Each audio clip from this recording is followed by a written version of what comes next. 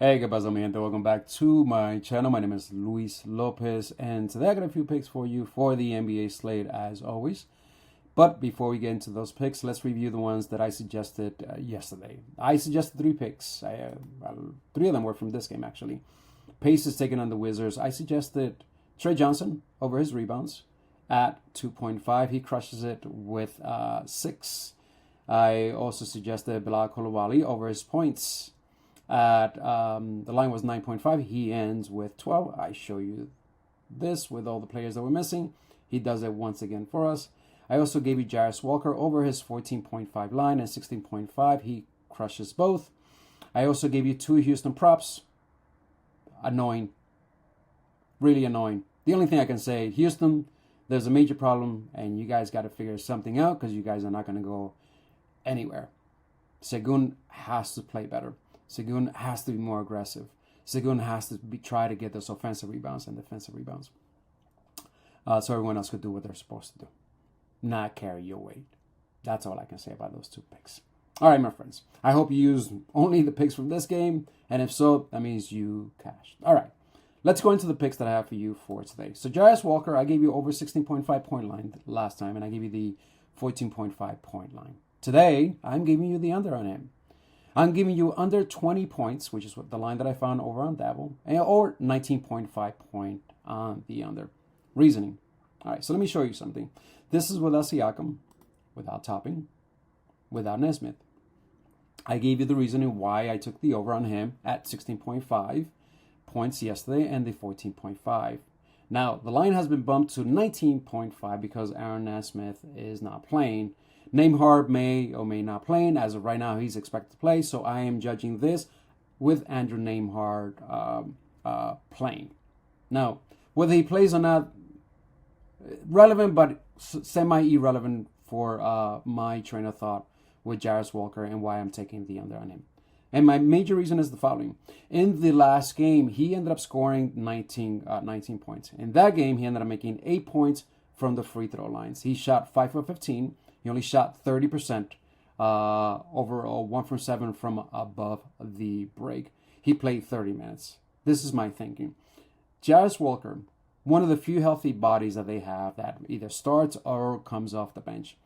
I don't see why they will push him to another 30 minutes or 30 minutes plus today against the Washington Wizards in an insignificant game for the Indiana Pacers on a back-to-back. He just played last night. I don't see the coach running him out there for another 30 minutes. And what I found is the following. When you look at his minutes, Prop Madness is suggesting 28 to 38 minutes. No way he plays 38 minutes. Impossible. Not on a back-to-back. He just played 30 minutes last night in a game that's completely insignificant. If this game was significant, yes, he would be playing 28 to 38 minutes. This game is completely insignificant for the Indiana Pacers, except that they're looking to lose so they can get some better odds on getting some better picks for next season. So what I'm looking at him is that he's only going to be playing 24. I'm looking at 24 minutes for him, 24 minutes. At most, 30 minutes. And I see him playing less than 30 minutes. It's more 24 to 28 minutes. And this is what he did when he played 26 minutes in a game that they lost by 43 against the Detroit Pistons, in a game that he played most of his minutes against the second unit from the Detroit Pistons, not even the first unit. And in that game, in 26 minutes, he scored 13 points, shot 4 from 12, 33%. Jarace Walker is not a good shooter. Jarace Walker, what he does really well, he rebounds quite well. Which is what he did exactly yesterday against the Washington Wizards. He crushed them yesterday with 14 rebounds. The line is favored to go on the under, favored to go over 6.5, but favored to go on the under at 7.5. I'm not touching this line. What I am touching on him is his under points. Under his 20-point line, which is available on Dabble, and under his 19.5 point line, which is available basically everywhere. Let's see. Yeah, Price Picks has it at 19.5. DK Pick 6 has a 19.5. Dabble, the 20 point line on him is fantastic. If you can find the 20.5 line on the under, this is awesome for him. And my thing is that I don't think they're going to run him out there and play him 30 minutes. There's no need. Why would they do that? Any coach out there that's thinking of their team as a whole and saying, hey, do we really need to run out our guy, one of our healthy body that's out there who's actually playing pretty decent, who comes off the bench and does really well for us, Jarace Walker? Why would we do that? Makes no sense in a completely insignificant game. So Jarace Walker, with my expectations for him to stay under 19.5 point or the 20 point line. Another guy who's going to be playing probably 22, 21 minutes is this dude right here, Andrew Nembhard. Last night, 5 points, 22 minutes. Field goal, he only took 7 field goals. Without Siakam, without Zubac, without Toppins. Today, even with Aaron Nesmith getting hurt, they didn't change much for Andrew Nembhard. Today he will be without Nesmith. And in the one game that he played without Nesmith, without Siakam, without Topping, he played 30 minutes, 5 for 16, 31%. The score, 14 points. The one thing that he'll do well is assist.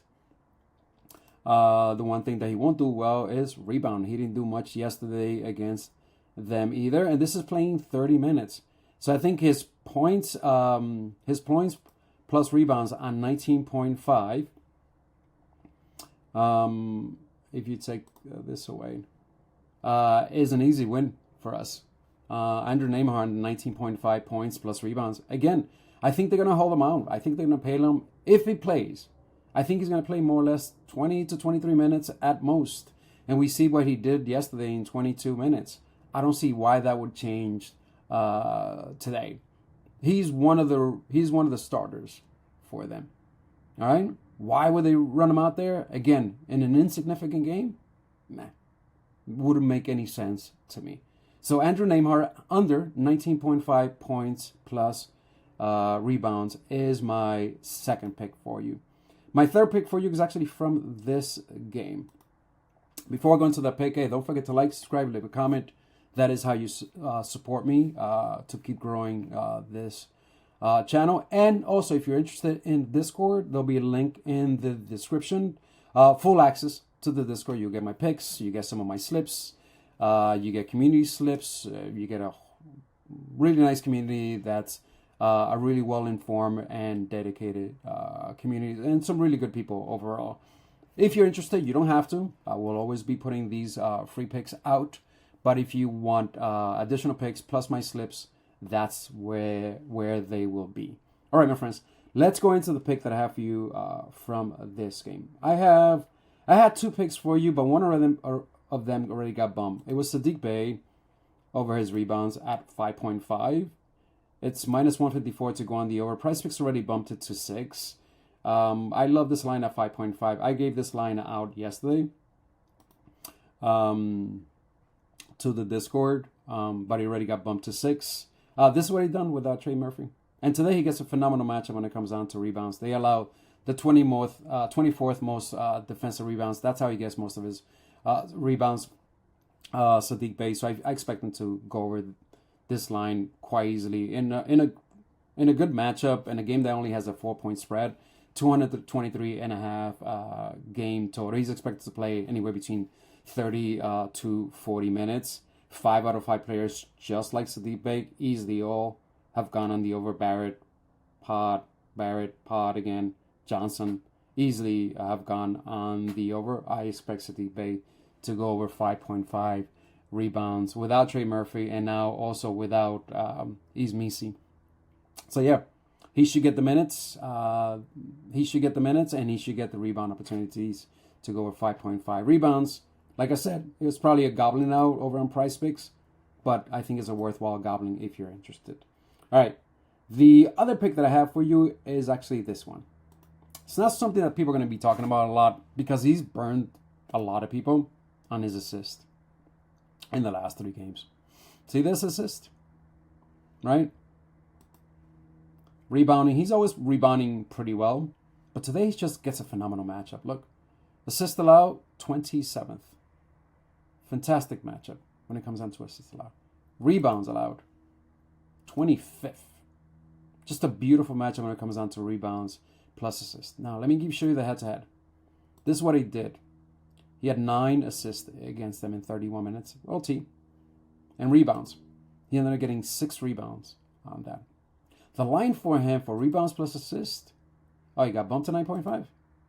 I got it at 8. Oh, yeah, I took this line right here. At 8 on PrizePicks. The original line on this was heavily juiced at 8.5 to go on the under. In some places had it at 7.5 to go on the over. Why PrizePicks pushes it at 8. But my thing is this. The matchup is just incredible. 4 assists, 4 rebounds. And you also can't deny the head-to-head. See this? Head-to-head, 31 minutes, 10 potential assists. He ended up getting 9. It's quite high. But his assist line is at 2.5 in most places. Yeah, Sleeper has it at 2.5. So I like his assist. I like his assist on the over at 2.5. I'm not taking his rebounds at 5.5. I'm not doing that. Although, now Miles Turner is not going to be there. He'll have more rebound chances. But what I like to do is this. I like to combine both. And take the line at 8. If you can find a plus money at 8.5.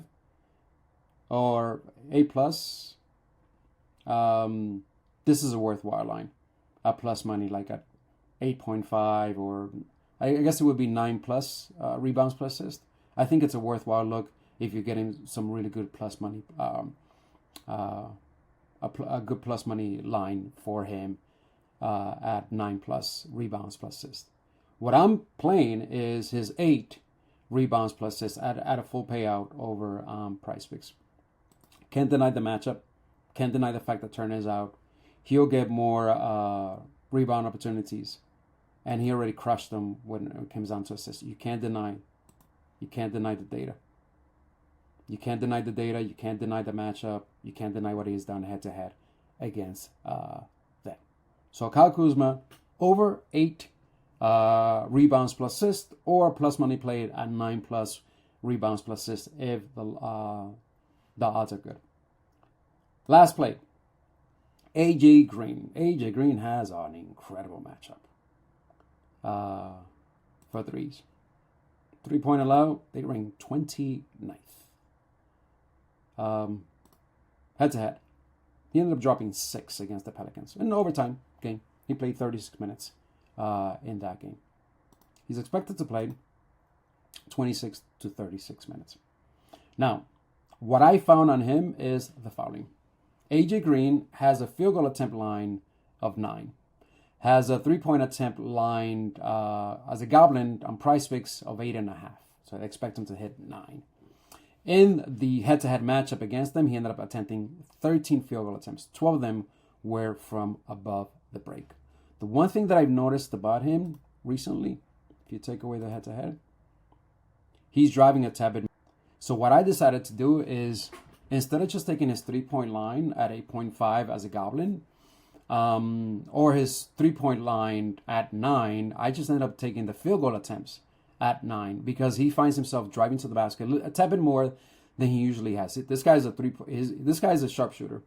I mean, most of his shots 59% of his shots are above the break, but he'll get 1 or 2 or 3 shots in this area.